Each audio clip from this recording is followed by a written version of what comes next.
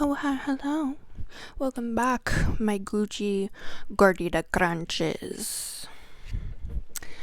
Today is going to be a very fun day together as we discuss things about yourself that you don't know. As we reveal inner truths, wisdoms, things that are unseen. Okay. My little spiritual beaties. We're about to get wild. Okay. Today is going to be all about consciousness. Something that you, me, and we all have together. Now, I got my notes right here. Grab your brain, make sure it's nice and wide and open. Grab your heart, make sure it's nice, wide, and open. Open spaces. Collapsed realities that create open spaces. Grab that open mindset again, because, just have that on file, okay? Now, shall we begin? So, topic today. First, from babies to cosmic consciousness. The journey of the human soul. Humanity as a whole. What prompted this, you might ask? What prompted this video is the fact that I was just so intrigued with babies and Mother's Day and how mothers can take care of, and fathers, what have you, people take care of other babies and humans, right? To nurture them and to grow. And that is a straight process. Like, that is lots and lots of work. Then you have women that have a million children, like my grandma. She has 12 or 13 kids. Not sure. Anywho, the idea of children was just really intriguing, and how much work it takes to actually nurture and grow a baby from the little baby to a teenager to an adult, right? And it got me thinking, well, shoot. We had Adam and Eve, but they once were babies too. So who took care of them? And it all boils down to consciousness. Consciousness and the layers of consciousness have and keep to this day growing upon each other. Yeah. So, welcome to Gracious Guidance, where we're going to swan dive into all of this.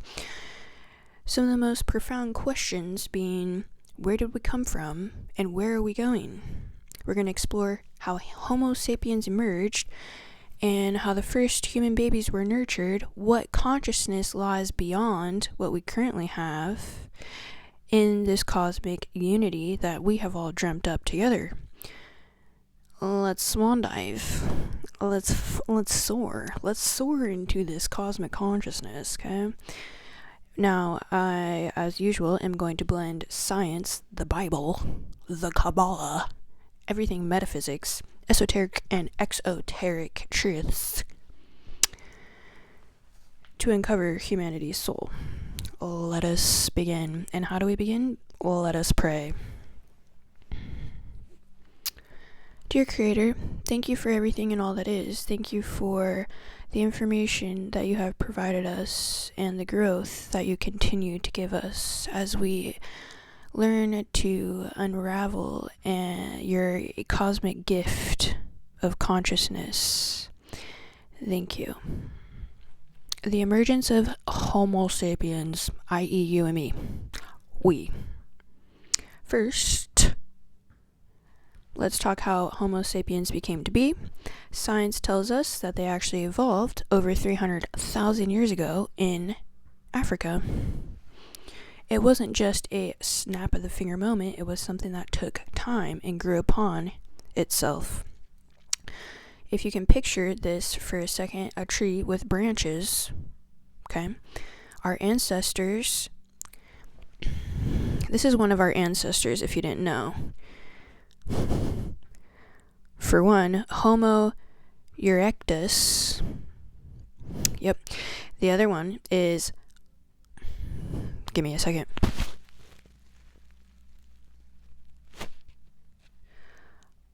Australopithecus. I'm pretty sure I nailed that. Okay. So these two groups were twigs of this tree that I had you imagine. These branches. There were twigs on there, okay? Fossils from Jebel Irhoud in Morocco. Jebel Irhoud is an area in Morocco. Showed early Homo sapiens with modern-like skulls. Basically similar to Neanderthal, chimpanzee type of looking skulls, okay? Now, it did take another 100,000 years. Y'all, the amount of time is vast. Time is a fragment of reality. Yeah, so it took another 100,000 years for our brains to actually grow about 1,350 cubic centimeters to fully develop. Why? Because natural selection favors smarts and surviving in the savannah, hunting and bonding. As you and I all know, science only tells part of the story. In the Bible, Genesis chapter 1, verse 27, states, God created man in his own image. This suggests that a divine spark, a leap of consciousness, if you will, from simple to self-consciousness, was formed. Now, in the Kabbalah, the mystical Jewish mysticism tradition, mystical mysticism, is that a double negative? Not sure. Takes it even deeper. In the Zohar, Adam isn't just a guy. Adam is actually Adam Kadam. Okay? The primordial human, a cosmic blueprint for divine light. Our evolution might be the unfolding of this template from simple primate awareness to self-consciousness. Now think of it like upgrading a phone from a flip phone to a smartphone. Give me 1 second. I digress.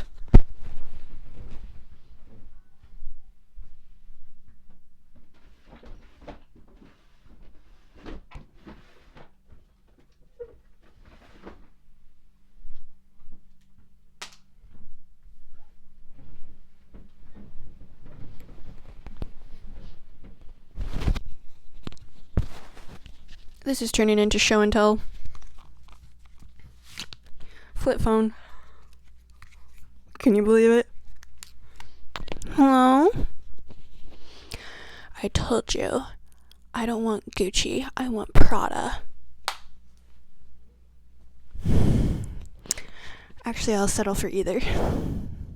Okay, yeah, flip phone, Motorola. Isn't she sleek and cutie? Wow, so nice. Yeah, from these phones, if y'all remember, back in the day, I remember I had a hot pink one. I bought this one from a nice old lady on OfferUp. You know who you are. Anyways, yeah, just as we went from those wonky donkey flip phones to the beautiful iPhone here, which I'm recording on today to connect with y'all on a very cosmic consciousness level. The same essence is how our intelligence, capability, and consciousness keeps developing and growing. Before the flip phone, we didn't even know we were going to go that direction, right? Before the iPhone, when we had the flip phone, we didn't know we were going in the direction of iPhone. Same thing, consciousness builds on each other. So the next level of consciousness after cosmic, maybe consciousness, we don't know what that looks like. But we will learn as we build our intelligence together. And it might even potentially look like writing reality with the divine. So, which we're kind of doing, I guess maybe like altered realities. I don't know. Anyways, metaphysically, the leap could reflect a universal intelligence, like I was just stating, AI. In esoteric traditions like Theosophy, they suggest a cosmic mind nudges life toward complexity, not aliens. We didn't need aliens that come down and help us and like change our diapers, right?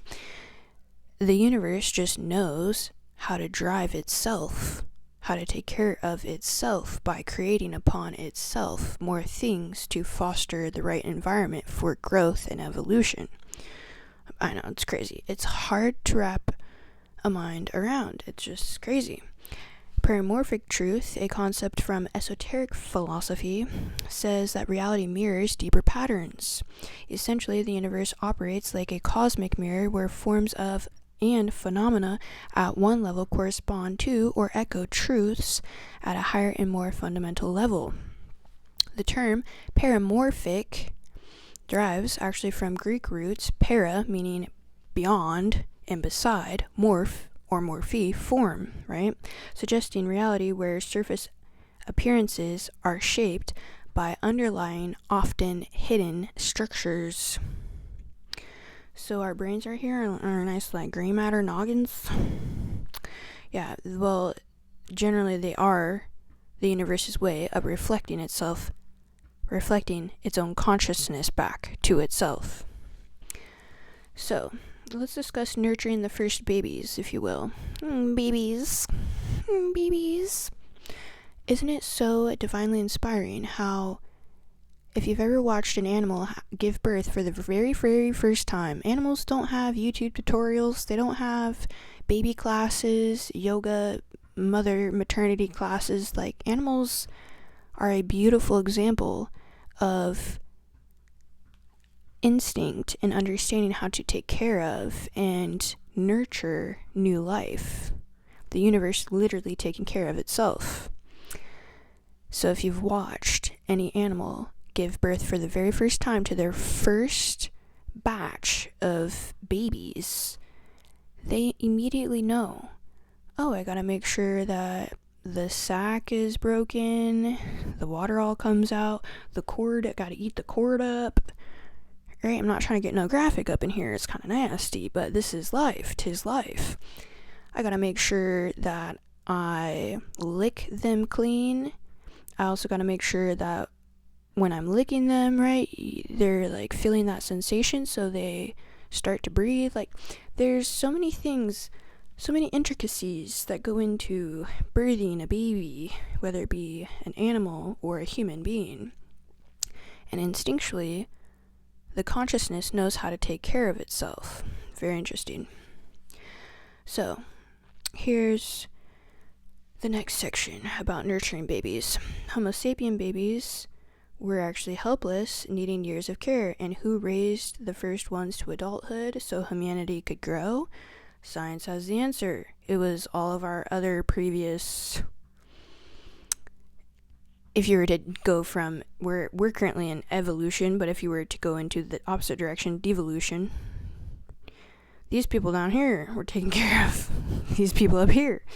Okay, so early humans lived in tight-knit bands of 20 to 150 people, and mothers nursed fathers, aunts, and even grandmas pitched in a system called alloparenting. The grandmother hypothesis states that postmenopausal women helped feed and protect kids, boosting survival. Fossils, like the 160-year-old Homo sapien child from Ethiopia, showed signs of prolonged care, proving adults were very hands-on from the get-go, right off the cusp. So let's zoom out a bit and go into the Bible here. Genesis chapter 4, Cain and Abel. They're born from Adam and Eve, implying divine guidance in early family life. The Kabbalah sees this as symbolic. Eve, linked to the Binah, which is understanding, represents the nurturing womb of creation. The first babies weren't just physical, they were sparks of divine light, nurtured by the Shanika. I think I said that inaccurately. Shahina. Same but different, God's feminine presence. Esoterically, this caregiving mirrors a cosmic truth which life needs love to thrive, whether it's a mother or the universe's embrace. We're right now sitting here, right meow, me and you, we're being coddled and swaddled and swooned by the universe. We're the universe experiencing the universe itself and taking care of the universe because we take care of ourselves and each other. Okay. Metaphysically, could another consciousness have fostered these babies? Some fringe theories, like ancient astronaut ideas, claim that aliens guided the early humans, but there's no evidence of that, y'all. It was all the lower forms of consciousness, the other forms of beings that already resided on this planet. Instead, the paramorphic truth here is cooperation. Just as atoms bond to form molecules, human groups bonded to raise children, turning small tribes into societies. And this esoteric truth, caregiving is sacred, a reflection of the divine act of creation itself. Next section, from cosmic consciousness to beyond, to infinity and beyond. Fast forward today, we're not just surviving, we're seeking higher consciousness every single day of our lives. Cosmic consciousness is when you feel one with the universe, not ego, it's unity. Think of Moses at Mount Sinai, receiving the Torah in Exodus 19, or Kabbalah's Keter, the crown of divine union, right? Hindu sages, they call it Samadhi, merging with Brahman. Have you ever laid down on the grass, looked up at the sky, and realized or felt like you weren't just the stars?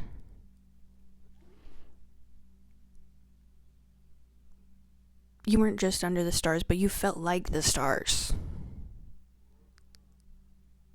Like a star looking back up at a star in the stars. Okay, if anyone has ever felt that way, please put it in the comments so I don't sound crazy. You might be wondering, what's after cosmic consciousness? If you've seen any of my other videos, it goes from simple. There's so many layers to this, but if I were to make it the most simple, right, we got simple, which would be like our Neanderthal ancestors who took care of us, getting ourselves to simple self, cosmic, and beyond. Yeah, the Kabbalah offers cues and clues. Beyond Keter lies the Ein Sof. I think I said that right. The Ein Sof, the infinite divine, where consciousness dissolves into pure divinity. The Zohar actually describes this light as vast nothingness, which is Ein, pronounced Ain, spelled A-I-N. It's not a new state, but a return to the source, like a drop rejoining the ocean. In Christianity, John, chapter 17, verse 21, has Jesus pray for believers to be one with the Father, or the divine, the cosmic universe, hinting at this merger. Other traditions go even further, right? We have Buddhism. I'm going to say this accurately. Parirnivan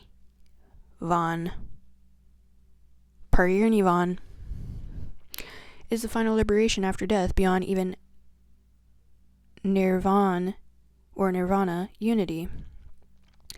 A lot of the esoteric thinkers talk about supramental consciousness, where humanity actually evolves to transform reality itself, co-creating with the divine. So that would be right now and where we're entering, a step above. Imagine humanity as a cosmic parent nurturing new universes. Metaphysically, this could mean consciousness becoming aware of its own creation, meta-awareness beyond our grasp. The esoteric truth here is paramorphic. Again, just as earlier humans nurtured babies to build societies, cosmic consciousness might nurture existence itself. So science supports this indirectly. Our brains evolve to reflect, create, and connect the mirroring universe complexities. The ultimate truth, guys, is that consciousness may be the universe's way of actually dreaming bigger. Okay, now we're going to conclude here. Let's try not to make this video too long. So from the first Homo sapien babies cradled by their tribes to souls seeking cosmic unity, humanity's journey is one of growth, care, and transcendence. Whether you lean on science, the Bible, or the Kabbalah, or esoteric wisdom, or anything else, Vedas, it doesn't matter, the truth will always shine through, and the truth is we're all connected, nurturing each other towards something greater, the universe experiencing itself and taking care of itself. Maybe the next step is becoming co-creators with the divine, raising new realities like we raise our children. What do you think lies beyond our current cosmic consciousness? Drop all your thoughts below. Let's keep the cosmic conversation going.